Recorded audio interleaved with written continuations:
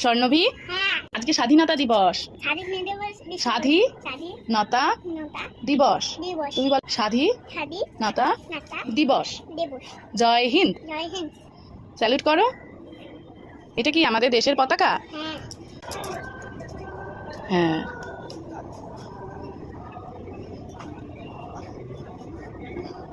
বলো জয় হিন্দ। হ্যাঁ, জয় হিন্দ। হ্যাঁ, টাটা।